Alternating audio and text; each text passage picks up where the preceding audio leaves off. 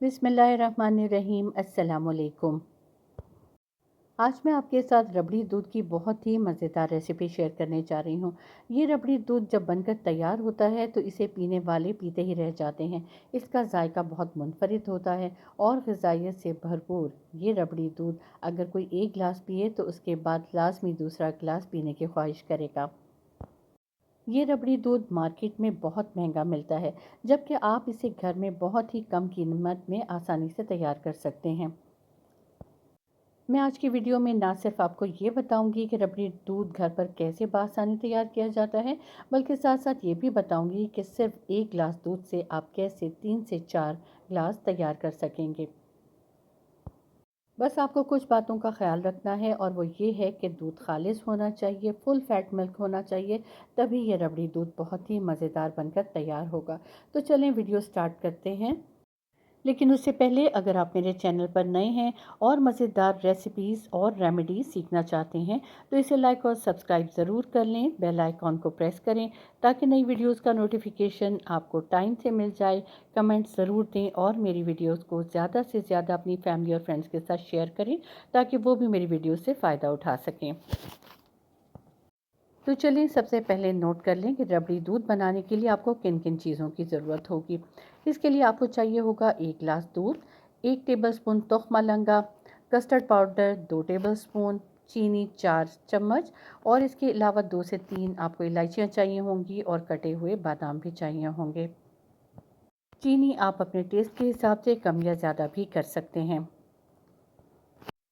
तो सबसे पहले हम इसका कैरेमल तैयार करेंगे जिससे इसका रबड़ी जैसा फ्लेवर आएगा। आप एक खाली पैन ले लें और उसमें ये चीनी डाल दें। चूल्हे का फ्लेम ऑन कर दें और स्लो फ्लेम पर अब आपने इस चीनी को पिघलाना है। साथ साथ चम्मच चलाते रहें ताकि ये चीनी जलने ना पाए। आपने स्लो फ्लेम पर इसको इतनी देर पिघलाना है कि चीनी एक कैरेमल की शक्ल इख्तियार कर ले और उसका कलर लाइट ब्राउन हो जाए। ये देखिए मैंने चीनी को पैन में डाल दिया है, चूल्हे का फ्लेम स्लो रखा हुआ है और मैं साथ साथ अब चम्मच चला रही हूँ। जैसे जैसे चीनी पिघलेगी इसमें शीरा तैयार होगा और उसके बाद इसका कलर चेंज होना शुरू हो जाएगा। आपने सारी वीडियो को बहुत ध्यान से देखना है ताकि आप सारे स्टेप्स को फॉलो कर सकें और बहुत ही मज़ेदार रबड़ी दूध तैयार कर सकें। वीडियो के आखिर में मैं आपको बहुत अच्छे टिप्स भी दूंगी जो इसी वीडियो से मुतालिक हैं, जो आपके लिए काफ़ी फ़ायदेमंद होंगे। ये देखिए चीनी पिघलना शुरू हो गई है और आप देख सकते हैं कि इसका कलर भी चेंज होना शुरू हो गया है और जैसे जैसे इसका कलर चेंज होगा ये कैरामल तैयार होना शुरू हो जाएगा। आप चाहें तो इसको ज़्यादा कलर भी दे सकते हैं, लेकिन मुझे इसका हल्का लाइट कलर पसंद है इसलिए मैं इसको थोड़ी देर ही पकाऊंगी। ये देखें इसका कलर लाइट गोल्डन हो चुका है। इस स्टेज पर मैं चूल्हे का फ्लेम ऑफ कर दूंगी और इसके बाद अगले स्टेप को फॉलो करेंगे। जब कैरामल तैयार हो जाए तो चूल्हे का फ्लेम ऑफ कर दें और उसके बाद इसमें दूध डाल दें। दूध डालने के बाद आपने चम्मच की मदद से इसको खूब अच्छे से मिक्स करना है ताकि कैरामल में जो गुठलियां हैं वो दूध के अंदर अच्छे से घुल जाएं। जब आप देखें कि सारा कैरेमल अच्छे से दूध में मिक्स हो गया है तो इसमें आप छोटी इलायची कूट कर डाल दें। आप चाहें तो इसमें इलायची पीस कर भी डाल सकते हैं। मैंने 2 इलायचियों को मोटा मोटा कूट लिया था और छिलके समेत डाल दिया है। इस तरह से इसका फ्लेवर ज़्यादा अच्छा आएगा और इलायची की खुशबू भी इसमें बहुत अच्छे से आ जाएगी। अब इस स्टेज पर आपने चूल्हे का फ्लेम दोबारा ऑन कर देना है और दूध को उबलने देना है।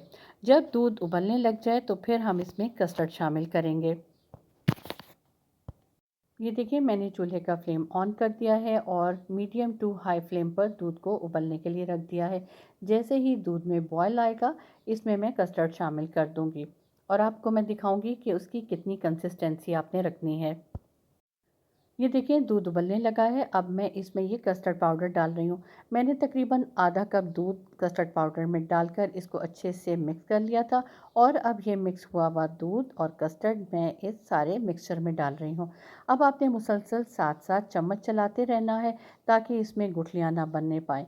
आप देखेंगे कि ये एक थिक सा मिक्सचर तैयार हो जाएगा। हमें इतना ही थिक मिक्सचर चाहिए क्योंकि इसके बाद हमने इसमें बर्फ़ भी डालनी है, तो इसलिए इसकी कंसिस्टेंसी थोड़ी गाढ़ी ही होनी चाहिए। 2 से 3 मिनट इसको पकने दें और उसके बाद चूल्हे का फ्लेम ऑफ कर दें। अगर आप इसमें कस्टर्ड नहीं डालना चाहते तो आप उसकी जगह कॉर्नफ्लावर का इस्तेमाल भी कर सकते हैं। उसके बाद आप एक बड़ा बोल ले लें और उसमें ढेर सारी बर्फ़ डाल दें, क्योंकि इसमें जितनी ज़्यादा आप बर्फ़ डालेंगे ये उतना ही ज़्यादा मज़ेदार लगेगा। अब इसमें ये कैरामलाइज़्ड दूध डाल दें, जिसे आप रबड़ी दूध भी कह सकते हैं। इसके बाद हम इसमें भीगा हुआ तुखमलंगा डालेंगे। ये देखिए तुखमलंगा भीगने के बाद काफ़ी थिक हो गया है, इसलिए अब आपने इसको चम्मच की मदद से इस दूध में शामिल करना है और ख़ूब अच्छे से मिक्स करना है। साथ ही अब आप इसमें कटे हुए बादाम डाल दें।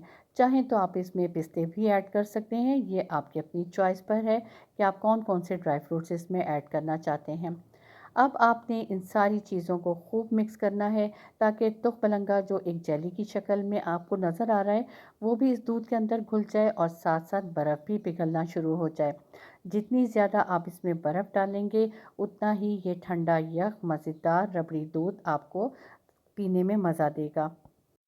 ये देखिए मैं इसको चम्मच की मदद से खूब अच्छे से मिक्स करती रही हूँ और अब आप देख सकते हैं कि तुखमलंगा भी इसके अंदर खूब अच्छे से घुल चुका है, बर्फ़ भी पिघल चुकी है और ये बहुत ही ठंडा ठंडा रबड़ी दूध बनकर तैयार हो चुका है। आप इसका कलर देखें कितना खूबसूरत कलर है और पीने में ये इंतहाई मज़ेदार है।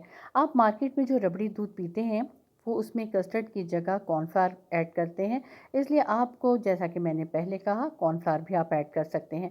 अब मैं आपको इसे ग्लास में डालकर दिखाती हूँ और आप देखेंगे कि मैंने सिर्फ 1 गिलास दूध इस्तेमाल किया था, जबकि ये तकरीबन 3 से 4 के करीब ग्लास बनकर तैयार हो चुके हैं।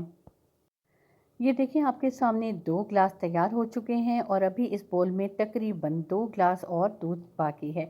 इस तरह से आप 4 ग्लास बआसानी इस्तेमाल में ला सकते हैं। बहुत सारे लोग इसे दूध वाला शरबत भी कहते हैं। ये आपकी मर्ज़ी है, आप इसे रबड़ी दूध कहें, कैरामलाइज़्ड मिल्क कहें या इसे आप शरबत कहें, ये आपकी अपनी मर्ज़ी पर है। ग्लास में निकालने के बाद आपने इसे ड्राई फ्रूट से गार्निश ज़रूर करना है। इस तरह से इसकी प्रेजेंटेशन भी बहुत अच्छी हो जाएगी और पीने वालों को मज़ा दुबाला हो जाएगा। ये दूध आप पूरा साल इस्तेमाल में ला सकते हैं, यानी ये 4 सीज़नल मिल्क है और इसका जायका इतना ज़बरदस्त है कि मेरे कहने पर आप इसे एक दफ़ा ज़रूर तैयार करें। आपको पीकर मज़ा आएगा और आप इसे बार-बार तैयार करेंगे और अपने मेहमानों को भी आप इसको सर्व कर सकते हैं। मेहमान भी ये रबड़ी दूध पीकर बहुत खुश होंगे, क्योंकि ये ताकत और ग़िज़ाइयत से भरपूर होने के साथ-साथ बहुत रिफ्रेशिंग मिल्क भी है। ये रबड़ी दूध आप मुख्तलिफ़ ओकेजन्स पर भी तैयार कर सकते हैं। इसके साथ-साथ आप अपने घर में एक दावत का अगर एहतमाम कर रहे हैं, तो उसमें भी आप ये मेहमानों को सर्व कर सकते हैं। या फिर अगर आपके घर अचानक से मेहमान आ जाएँ, तो आप उन्हें फ़ौरी तौर पे ये ठंडा और मज़ेदार रबड़ी दूध सर्व करें, तो मेहमान भी आपसे बहुत खुश होंगे और आपकी तारीफ़ किए बगैर नहीं रह सकेंगे। बच्चों को भी ये रबड़ी दूध यकीनन बहुत पसंद आएगा। अब मैं आपके साथ बहुत ज़रूरी टिप्स शेयर करने जा रही हूँ और सबसे पहली टिप ये है कि अगर आप इस रबड़ी दूध को फ्रीज़ करके इस्तेमाल करना चाहते हैं, तो पहला तरीका ये है कि आप कैरेमल तैयार कर लें और उसे किसी जार में फ्रीज़ कर लें और जब ज़रूरत पड़े तो मेरे बताए हुए तरीके से आप ये रबड़ी दूध तैयार कर लें। और दूसरा तरीका ये है कि आप इसको इसी तरह जैसे मैंने बताया है बनाकर रेडी करके किसी आइस बॉक्स में फ्रीज़ कर दें और जब आपको ज़रूरत हो तो आप इसे बाहर निकाल कर इस्तेमाल करें। इसके अलावा अगर आप इस दूध को और ज़ायकेदार बनाना चाहते हैं, तो आप किसी भी ब्रांड का लाल शरबत इसमें ऐड करके इसे और ज़ायकेदार बना सकते हैं। मुझे उम्मीद है कि मेरी आज की रेसिपी आपको ज़रूर पसंद आई होगी। अगर मेरी रेसिपी पसंद आई है तो इसे ज़्यादा से ज़्यादा अपनी फैमिली में ज़रूर शेयर कीजिएगा। अब मुझे इजाज़त दीजिए। अल्लाह हाफ़िज़।